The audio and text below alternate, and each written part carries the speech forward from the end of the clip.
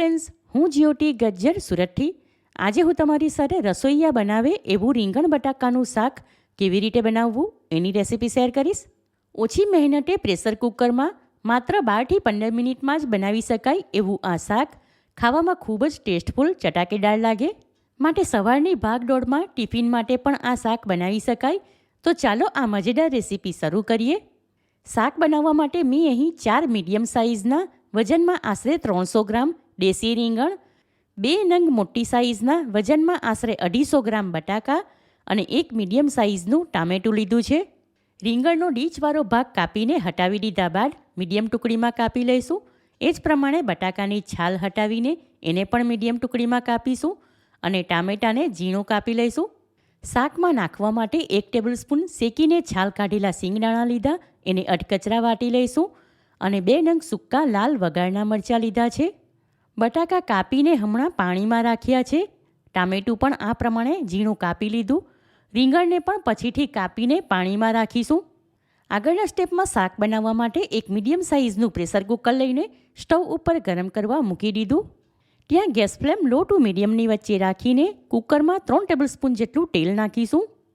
તેલ ગરમ થાય એટલે એમાં 1 ટીસ્પૂન રાઈ નાખીશું અને રાઈ ચટકી જાય એટલે એમાં 1/2 ટીસ્પૂન હિંગ, વઘારના મરચાં અને ઝીણા કાપેલા ટામેટાં નાખીને મિક્સ કરીશું. થોડી સેકન્ડ પછી એમાં વાટેલા સિંગદાણા નાખીને મિક્સ કરીશું. હવે એમાં 1 ટીસ્પૂન લીલો મસાલો, અડધી ટીસ્પૂન વાટેલું આદું લસણ, અડધી ટીસ્પૂન હળદર, 1 અને બીજી અડધી એમ ટોટલ 1/2 ટીસ્પૂન લાલ મરચું તેમજ 1 ટીસ્પૂન ધાણા જીરું પાવડર નાખીને સારી રીતે મિક્સ કરીશું. આમાં મસાલા તમે તમારી પસંદગી પ્રમાણે પ્લસ માઇનસ કરી શકો અથવા તમે જેટલું તીખું ખાતા હો એ માપથી નાખી શકાય. ટામેટાની સાથે મસાલા થોડી સેકન્ડ માટે સાંતળી લીધા બાદ હવે એમાં કાપેલા બટાકા અને રીંગણ નાખીને મિક્સ કરીશું.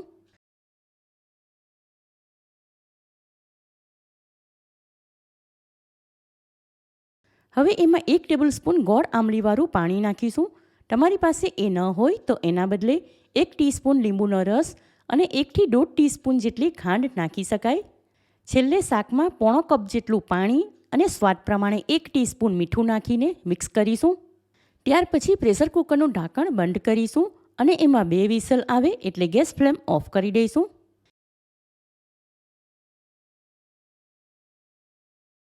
શાક પ્રેશર કુક થઈ ગયું અને હવે કુકર પણ ઠંડુ થઈ ગયું છે, માટે એનું ઢાંકણ ખોલીને શાક ચેક કરીશું. માત્ર 2 વિસલમાં શાકમાં રીંગણ અને બટાકા ચરી ગયા, વધારે ઓવરકુક નથી થયા. હવે એમાં 2 થી 3 ટેબલસ્પૂન જેટલી ઝીણી કાપેલી કોથમીર નાખીને મિક્સ કરીશું. ત્યારબાદ શાક સર્વ કરવા માટે એક સર્વિંગ બાઉલમાં કાઢી લઈશું. ઓછી મહેનતમાં ઝટપટ બનાવી શકાય એવું સુપર ટેસ્ટી રીંગણ બટાકાનું શાક રેડી છે. હમણાં શિયાળાની મોસમમાં રીંગણ સિઝનમાં હોય છે અને સિઝનના રીંગણનું શાક ખાવામાં ઘણું ટેસ્ટફુલ લાગે. બપોરના લંચ માટે કે સાંજના ટાઈમ પર આ શાક બનાવવામાં આવે તો ગરમ ગરમ જુવારનો રોટલો, બાજરીનો રોટલો, રોટલી કે દાળ ચોખાની ખીચડી સાથે ખાવાનું પણ ઘણું સારું લાગે. લગ્ન પ્રસંગો કે શુભ પ્રસંગોમાં બનતું આ શાક ઘરમાં અચાનક મહેમાનો આવે એમના માટે પણ સરળતાથી ઓછા ટાઈમમાં બનાવી શકાય. એકવાર તમે આ રીતે રીંગણ બટાકાનું શાક બનાવશો તો ઘરના બધા જ વખાણ કરીને ખાશે.